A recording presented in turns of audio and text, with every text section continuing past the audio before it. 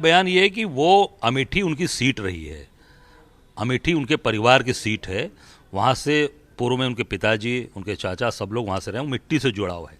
आम आदमी जो हम लोग वहाँ, मेरा कई बार जाना 3-4 बार हुआ, ब्लड अपना खुद मैंने डोनेट किया वहाँ जाकर, सारी चीज़ मैंने देखा, जो लोगों में अपनापन है, जो एक अपनत्व तो है, खोज रहे हैं लोग कि ऐसी कौन सी हमसे भूल हुई, कौन सी गलती हो गई जो हमारे परिवार का व्यक्ति, हमारा भाई हमसे बिछुड़ गया, वो खोज रहे हैं लोग। वो निश्चित तौर से राहुल गांधी को परिवार की तरह, गांधी परिवार को अपने परिवार की तरह अमेठी मानती है। क्या लटके झटके में भूल गया अमेठी के लोग कि राहुल गांधी को? देखिए, अब वो तो निश्चित तौर से कहीं ना कहीं लोगों को लगा कि लटके झटके में ही लोगों को कहीं ना कहीं घूमना पड़ गया, और राहुल गांधी की जो सोच है, राहुल गांधी का जो काम करने का तरीका है, निश्चित तौर से राहुल जी एक बहुत ही अच्छे इंसान हैं, बहुत ही अच्छी तरीके से काम करने के लिए साफ बोलने वाले, स्पष्टवादी हैं, तो उसको आम जनता पसंद करती है। अमेठी के लोग, मैं कई घरों में खाना खाया, कई घरों में जाकर मैंने बात की, लोगों से, महिलाओं से बात की, सब लोग उनको, राहुल जी को पसंद करते हैं, खोज रहे हैं। कहीं ना कहीं वो लटके झटके में ही, जो एक मैंने कहा था, जैसे अपने यहाँ एक आम चलन है, उस तरीके से चीज़ें, वो उसमें आके लोग अपने आप को थोड़ा सा गलती कर गए। तो एक व्यापारी की दुकान पे भी लिखा रहता है ना कि भूल चूक लेनी देनी, तो वो एक भूल चूक होती ही, लेनी देनी लिखा रहता है, तो हो सकता है चीज़ों की गलती होती है, पर वो लोग उसको परिमार्जन करने के लिए तैयार हैं। तो अमेठी की जनता से भूल हुई या राहुल जी से भूल हुई? क्या अब मैं ये कहूँगा निश्चित तौर से जो लटके झटके, मैं क्या बोलूँ, लटके झटके में लोग थोड़ा सा भ्रमित हो गए, भ्रम की स्थिति में हो गए, और निश्चित तौर से इस बार वो अमेठी की जनता अपने भाई को, अपने परिवार के सदस्य को पूरी ताकत और बल के साथ वहाँ से सांसद बनाएगी और देश का प्रधानमंत्री बनाएगी। ये राहुल जी का इशारा है आपके माध्यम से, या आपको लगता है ऐसा? नहीं, राहुल जी तो अपनी यात्रा में लगे हैं, मेरी इधर कोई बात भी नहीं हुई है। मैं जो लगा वहाँ पर, मैं गया 4-5 बार गया, हॉस्पिटल में भी गया, दुकानदारों से मिला, किसानों से मिला, छोटे व्यापारियों से मिला, स्कूल्स में गया, टीचर से मिला, जो बच्चे उसमें वहाँ पढ़ाई को, उनके परिवार पेरेंट्स से मिला, सभी लोग राहुल जी को पसंद करते हैं, गांधी परिवार को पसंद करते हैं। तो निश्चित तौर से मैं वहाँ की जो बात है, जनमानस की जो बात है, वो मैंने बोला है, वो मैं आपको बता रहा हूँ। मेरी राहुल जी से इधर कोई बात नहीं, क्योंकि तो लगातार यात्रा में चल रहे हैं। अच्छा, लटके झटके वाले बयान पर स्मृति ईरानी जी बहुत नाराज हैं, बहुत भाजपा भी आक्रोशित है, तो ऐसा क्या कहने की जरूरत पड़ गई जो आप? नहीं, मैंने एक हमारे आम चलन की भाषा है गिरीश जी, कि भाई लटके झटके में लोग चलते हैं, बात करके चल देते हैं, झटके से उठे चल दिए, लटके मतलब एक इस तरह की बातें आती हैं। वो कोई असंसदीय भाषा या कोई, मैंने ऐसा कोई किसी का अपमान करने के लिए नहीं बोला है, ये हमारे यहाँ बोलचाल की भाषा है इधर की, उस तरह से हम लोगों ने इस तरह की बात का इस्तेमाल किया। कोई अपमान करने की हमारी कोई मंशा किसी की नहीं है। नहीं, वो एक महिला है और लटके झटके उनके रहे भी पहले से, तो इसको लेकर के वो काफी, तब हो सकता है वो अपनी चीज़ों को अपने लेकर, वो पुरानी बात को लेकर चल रही हूँ। मैं तो एक अपने चलन की भाषा मैंने ये बात बोला है, इस भाषा का मैंने यहाँ, मैं जो अपने लेकर उन्होंने ट्वीट कर दिया राहुल गांधी को कि डरोगे तो नहीं यहाँ? नहीं, और राहुल जी कहाँ डरने, और राहुल जी तो सीना खोलकर, जिसके पिताजी की हत्या कर दी, चिथड़े उड़ा दिए गए, जिसकी दादी को मार, सड़क पर उतर के लगातार 105 दिन 6 दिन से सड़क पर उतर रहे हैं, 2200-2300 किलोमीटर की यात्रा कर रहे हैं।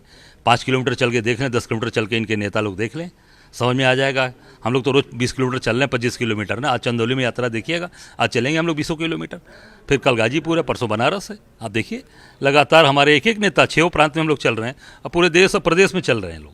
तो ये हम लोग लड़ने वाले लोग हैं, संघर्ष करने वाले लोग हैं, हम पीछे हटने वाले लोग नहीं हैं। हम केवल हाथ हिलाकर वोट जनता से नहीं लेते, जनता के बीच में जाकर उनके बीच में हम लोग बैठ रहे हैं, उनसे बात कर रहे हैं, उनके घर में खाना खा रहे हैं, उनके घर के लोगों से मिल रहे हैं, वो सारी चीज़ें वहाँ से छन कर आ रही है। तो क्या उस बयान पर भाजपा करे, माफ़ी मांगे और इस तरह के कुछ? नहीं, क्यों, हमने जब उस तरह की बात कोई बोली ही नहीं, तो माफ़ी किस बात की होती है? मैंने तो इस तरह की बात बोली जो आम जन, जो एक बोलचाल की भाषा है, उससे मैंने बोला है, वो हमने जो बात बोली उसमें मैं कायम हूँ। तो जो इस तरह का समर्थन मिल रहा है, उससे क्या लगता है 24 में चुनौती मोदी को देंगे आप? अरे निश्चित, बनारस हमारा घर है। आप देखेंगे, जब पहली बार मैं चुनाव लड़ा था 2014 में मोदी जी के खिलाफ, जब मोदी जी प्रधानमंत्री के कैंडिडेट थे, तब हम 76,000 वोट पाए थे। और जब प्रधानमंत्री बन के वो लड़े और मैं पूर्व विधायक बन के लड़ा, मेरी विधायकी भी इन लोगों ने मुझे हरा दिया, अनाप शनाप पैसे खर्चे करके तमाम तरीके से, तब 1,54,700 वोट मैं पाया, दुगुना से ज़्यादा वोट पाया। तो अंदाज़ा लगा लिए 2024 में वोट कहाँ चला जाएगा। और आम जनता के बीच में लोग खड़े हैं, रोज़ उनकी सेवा के साथ खड़े हैं, दिन रात खड़े हैं। हम मैदान छोड़ के भागने वाले नहीं हैं, हम मैदान से भगाने वाले लोगों में से हैं। मैं खड़ा हूँ और खड़ा रहूँगा। निश्चित तौर से जो बनारस का विकास है उसको इग्नोर करके जनता विकास क्या हुआ आप देख लीजिए, बंदरगाह बना है, कितने शिप वहाँ से गए हैं आप देख लीजिए। माँ गंगा के पुत्र बनकर आए थे, गंगा जी में देख ले रोज टीला ये रेता रोज निकल रहा है। कहीं गंगा मैया की कोई सफाई हुई हो आप देख लें। एक नहर बनाया था इन्होंने, वो नहर जो गंगा जी बनी थी किनारे, वो भी कट के पूरा गंगा जी में मिल गई।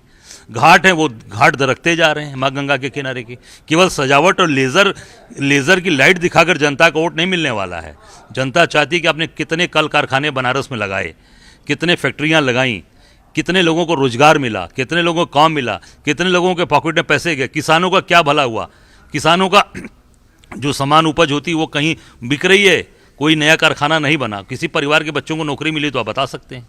आप खुद मीडिया वाले लोग हैं, आप दिन रात जनता के बीच में रहते हैं, आप देख लें किसी का बच्चे को मिल गया, आपके किसी रिश्तेदार को नौकरी मिल गई हो, काम मिल गया हो तो बता दें मुझे। काशी विश्वनाथ कॉरिडोर तो बना दिया, राम मंदिर बन रहा है। काशी विश्वनाथ कॉरिडोर से बाहर के लोग हो सकता है चकाचौंध दिखाकर जो तमिल समागम कर रहे हैं, बाहर के लोगों को दिखा रहे हैं पूरे देश में, पर जो काशी के लोग हैं, काशीवासी, उससे बहुत दुखी हैं। आप उसका परिणाम विधानसभा में देख सकते हैं कि विधानसभा दक्षिणी चुनाव जीतने में ईंड़ी की चोटी लगाना पड़ा, प्रधानमंत्री जी को चाय पीना पड़ा, पान खाना पड़ा, 2-2, 3-3 दिन बनारस में रहना पड़ा। बनारस की जनता विश्वनाथ कॉरिडोर में जितने पुराने मंदिर हमारे तोड़े गए, चाहे वो हमारे शनि भगवान का मंदिर हो, चाहे वो सरस्वती जी का मंदिर हो, सरस्वती फाटक का मंदिर हो, चाहे बाबा विश्वनाथ के बगल में माँ पार्वती का मंदिर था, हमारे अन्नपूर्णा जी का मंदिर था, हमारे वहाँ पर लक्ष्मी नारायण जी का मंदिर था, वहाँ पर बगल में उनके गुरु अमुक्तेश्वर महादेव का मंदिर था, सब ध्वस्त कर दिया गया। आज वहाँ म्यूजियम की तरह बैठा दिया गया, भगवान को म्यूजियम बैठा दिया गया। काशी के लोग जो काशीवासी हैं, जिनकी पीढ़ियाँ काशी में बाबा विश्वनाथ की दर्शन करती चली आ रही हैं, सैकड़ों साल से पूर्वज दर्शन, आज वो लोग इस कॉरिडोर से बनारस की आम जनता खुश नहीं है। तो राहुल जी तो मंदिर आरती कर रहे हैं, घूम रहे हैं, मंदिर भी जा रहे हैं। वो पहले से जा रहे हैं, कोई नई बात हो रही है। उसके पहले आप देखे होंगे मानसरोवर चले गए, मानसरोवर की यात्रा कर आए, केदार जी कई बार यात्रा कर आए, बाबा विश्वनाथ के दरबार में उनके पूर्वज आपको याद होगा इंदिरा गांधी जी रुद्राक्ष का माला, एक मुखी रुद्राक्ष का माला उनको दिया गया था, वो पहनती थी। पूरे परिवार के लोग शुरू से तो धार्मिक हैं। हाँ, ये सभी धर्म को लेकर चलने वाले लोग हैं।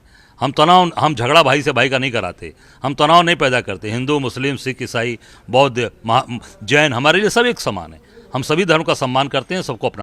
नमस्कार, मैं हूं मानक गुप्ता। अगर आपको हमारा ये वीडियो पसंद आया हो तो इसे लाइक और शेयर जरूर करें, और हाँ, हमें सब्सक्राइब और फॉलो करना ना भूलें ताकि आप देश और दुनिया की कोई खबर मिस ना करें। तो जुड़े रहिए हमारे साथ और देखते रहिए न्यूज़ 24।